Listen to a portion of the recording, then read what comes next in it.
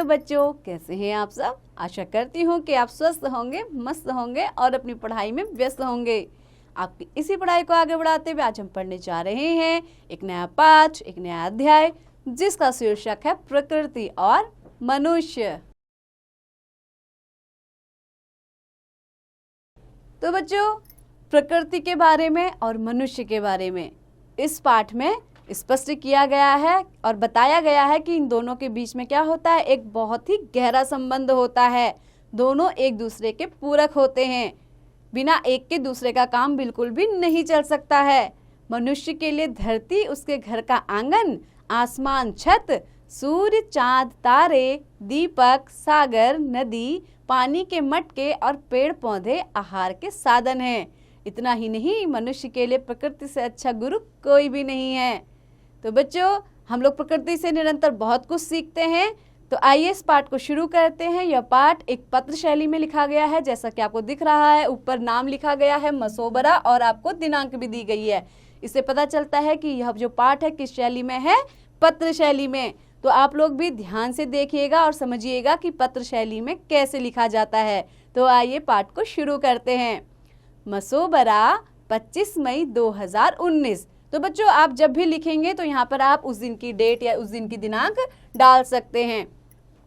आज मैं जल्दी उठकर अपने पोते और पोती के साथ सैर के लिए 5 बजे शिमला जल संग्रहण क्षेत्र और वन्य जीव अभ्यारण्य की ओर निकला।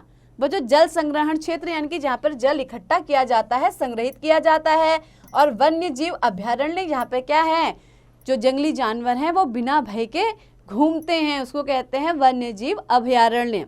मैं पिछले 5 दिनों से मसोबरा में ठहरा हुआ हूँ और यह अभयारण्य मसोबरा से बाहर निकलते ही सामने है। शिमला पक्षी विहार शहर से बहुत नजदीक है, लेकिन शहर के शोरगुल से बहुत दूर भी है। इसकी परिकल्पना, बच्चों परिकल्पना क्या होती है, जो आप एक अनुमानित कल्पना करते हैं, जिसको आप बोलते हैं हाइपोथेसिस। हाइपोथेसिस यानी कि परिकल्पना, जो एक अनुमानित परिकल्पना होती है, कल्पना होती है, एक वन के रूप में की गई थी। सोचा था कि यहाँ पर फूल पौधे होंगे और शिमला के लिए एक बड़ा जल स्रोत तैयार हो सकेगा। यहाँ आकर मैं प्रकृति की शोभा देखकर मंत्रमुग्ध रह गया। मंत्रमुग्ध हो जाना यानी कि क्या हो जाना, उसके प्रति सम्मोहित हो जाना। मैंने यहाँ छिपकर चिड़ियों को देखा, उनकी जादुई आवाज सुनी, छोटे छोटे लुभावने जीव जंतुओं की प्राकृतिक सुंदरता और हरियाली देखी। सीधे तनकर खड़े देवदार और ओक के वृक्ष देखे। छोटे बच्चों की खिलखिलाहट सुनी और महसूस किया कि मसोबरा का अपना अलग ही स्वर्ग है। मैंने प्रकृति को उसके भव्यतम रूप में देखा। भव्यतम यानी कि विशालतम, जितना बड़ा वो हो सकता था, जितना भव्य, जितना विस्तृत वो हो सकता था। मैंने यह भी अनुभव किया कि यह प्रकृति किस तरह से मनुष्य की चिंता करती है। यह वन किस तरह से शिमला और इसकी जनता का पोषण करता है। यह वन बिल्कुल उसी तरह हमारी देखभाल करता है जैसे कोई माँ अपनी संतान का भरण पोषण करती है।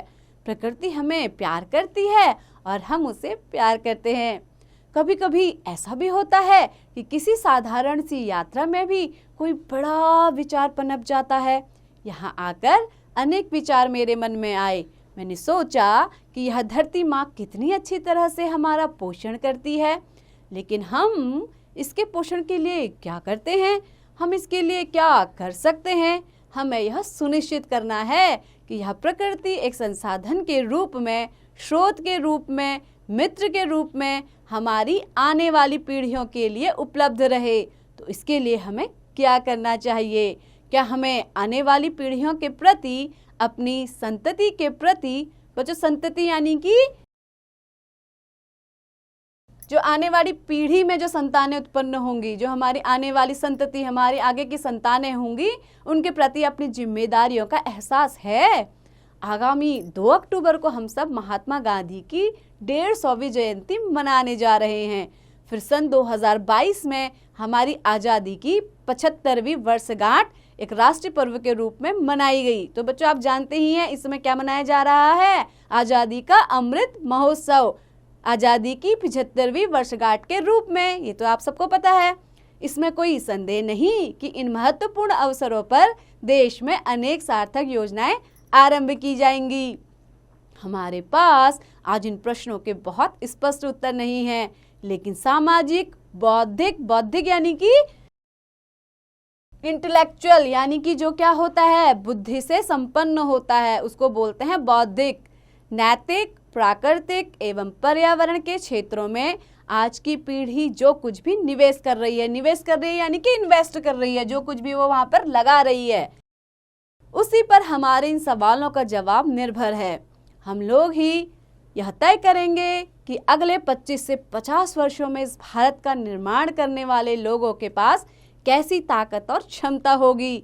हम लोग ही यह तय करेंगे कि हजारों हजार वर्षों से जो नदियाँ, पहाड़ और जंगल हमें इस प्रकृति ने अपनी पूरी भव्यता में उपलब्ध कराए हैं, भव्यता यानी कि विशालता,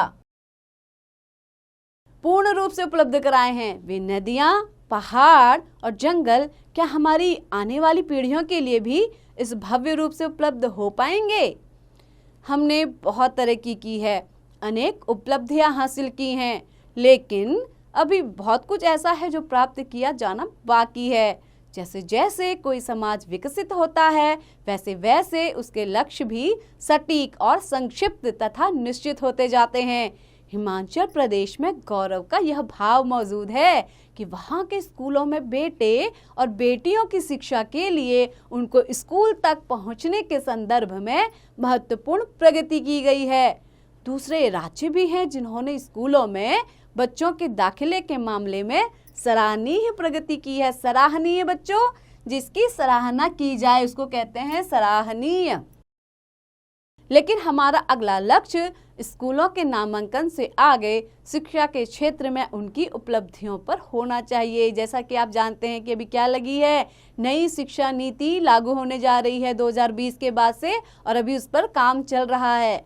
तो बच्चों, हमारे बच्चे कक्षा तक पहुंच तो रहे हैं, लेकिन वहां जाकर वे कितना कुछ सीख पा रहे हैं, कितना ज्ञान अर्जित कर पा रहे हैं। ज्ञान अर्जित करना यानी कि प्राप्त करना, कितना इकट्ठा कर पा रहे हैं, कितना ज्ञान का संचय कर पा रहे हैं। आने वाले नए औद्योगिक युग के लिए हम उन्हें किस प्रकार तैयार कर पा रहे हैं, कितना तैयार कर पा रहे हैं, ये सवाल ऐसे हैं जो हम माता पिता को परेशान कर रहे हैं। इसी प्रकार से अगर सोचें तो जिस प्रकार से स्कूलों का प्रसार स्थान स्थान पर हो गया है, क्या उसी प्रकार से स्वास्थ्य संबंधी आधारभूत सुविधा, आधारभूत यानी कि बच्चों क्या होता है, जो हमारी बेसिक जो ज़रूरतें हैं उनकी जो सुविधा है, बेसिक यानी कि जो हमारा आधार होती है जीवन का, तो ऐसी आधारभूत सुविधा अपनी जनता को उपलब्ध नहीं कराई जानी चाहिए। ये मुद्दे समाधान चाहते हैं। हमें हर भारतीय के लिए इन मुद्दों से जूझना होगा और ऐसा करते हुए क्षेत्र या धर्म के आधार पर किसी प्रकार के भेदभाव को पास फटकने नहीं देना है। ये सुविधाएं सबको देनी होंगी, चाहे वे हमारे किसान भाई बहन हो या फिर उद्योग धंधों से जुड़े लोग हों, सबको स्वास्थ्य सेवाएं उपलब्ध करानी चाहिए। यहाँ पर भी प्रकृति हमें एक संदेश देती है। आज मैं जिस प्राकृतिक क्षेत्र में गया था वहाँ एक दूसरे के साथ कोई भेदभाव नहीं किया जाता। यहाँ पर जल सभी के लिए उपलब्ध है, यहाँ के पेड़ सभी को छाया देते हैं, यहाँ की शुद्ध हवा सभी को पोषण देती है। भाईचारा और करुणा, बच्चों करुणा यानी कि दया का भाव।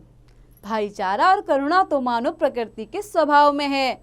जो कुछ भी हम एक समाज के रूप में करते हैं वह सब करते हुए हमें उसी करुणा को, भाईचारे को, मानवीयता को और परस्पर गरिमा को, गरिमा यानी कि गरिमा क्या होती है, आपकी अस्मिता यानी कि आपकी इज्जत, सम्मान के भाव को अपनी आशाओं में और भारत के प्रति अपने सपनों में शामिल करना होगा। इन सब के मूल में मेल मिलाप की भावना है, सबको एक सूत्र में पिरोने वाली भावना है। प्रकृति हमें एक दूसरे पर निर्भरता सिखाती है। मधुमक्खी को पोषण फूल से मिलता है, जल सभी जीवों की प्यास बुझाता है और वृक्ष पक्षियों एवं जीव जंतुओं का स्वागत बाह पसार कर करते हैं। मेलजोल में एकात्मकता की एक प्रकार का संगीत महसूस होता है। बच्चों, एकात्मकता यानी कि एक होने का भाव। हम सभी क्या हैं? एक हैं। ऐसा लगता है कि जैसे कोई ईश्वरीय बंधन इन सब के बीच है। जीवधारी चाहे छोटा हो या बड़ा, शांत हो या शोर मचाने वाला, सभी को मिलजुल कर साथ साथ पुष्पित पल्लवित होने देती है हमारी प्रकृति। बच्चों, पुष्पित और पल्लवित यानी कि फलना और फूलना, इसको हम कहेंगे फलना फूलना। तो हमारी संस्कृति क्या करती है? हम सभी को फलने फूलने देती है, हम सबको आगे बढ़ने का अवसर प्रदान करती है। मानव जाति को भी प्रकृति से यह गुण सीखना चाहिए। भारत को प्रकृति से अनुपम वरदान मिला है। अनुपम यानी कि अनोखा वरदान मिला है। इसीलिए आइए हम सब मिलकर उस एकात्मकता को और हर एक व्यक्ति को अपनी यह आकांक्षा पूरी करने, बच्चों आकांक्षा यानी कि अपनी यह इच्छा पूरी करने, अपने सपनों और अपने भाग्य के लिखे को पूरा कर पाने में सहायक बने। इसे हमें एक राष्ट्रीय आंदोलन का रूप देना होगा। हमारे ऊपर भारत का ऋण है, हमें अपने वर्तमान का यह ऋण चुकाना है। आइए धरती माँ का, प्रकृति का यह ऋण हम उतार कर जाएं। तो बच्चों, ये पाठ किसने लिखा है? ये पाठ लिखा है माननीय रामनाथ कोविंद। आप इस नाम से अच्छे से वाकिफ होंगे। हमारे भूतपूर्व राष्ट्रपति थे माननीय रामनाथ कोविंद जी, उन्होंने ही इस पाठ को लिखा है। तो बच्चों, आइए उनका परिचय भी जान लेते हैं। माननीय रामनाथ कोविंद। माननीय रामनाथ कोविंद जी का जन्म 1 अक्टूबर 1945 ईस्वी को कानपुर, उत्तर प्रदेश के परौख गांव में हुआ था। यह एक भारतीय राजनीतिज्ञ हैं जिन्होंने भारत गणराज्य के 14वें राष्ट्रपति के रूप में सेवा दी। इनकी प्रारंभिक शिक्षा संदलपुर ब्लॉक के ग्राम खानपुर परिषदीय प्राथमिक व पूर्व माध्यमिक विद्यालय से हुई। BNSD इंटरमीडिएट परीक्षा उत्तीर्ण करने के बाद इन्होंने DAV कॉलेज से BCom तथा DAV लॉ कॉलेज से विधि स्नातक की पढ़ाई पूरी की। कानून की पढ़ाई पूरी करने के बाद इन्होंने लगभग 16 वर्षों तक वकील के रूप में अभ्यास किया, जिसमें इन्होंने दिल्ली के गरीब और ज़रूरतमंद लोगों को मुफ्त कानूनी सेवाएं प्रदान की।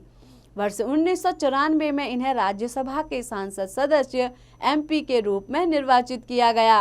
बीजेपी के सदस्य होने के नाते इन्होंने राष्ट्रपति के रूप में कार्य किया।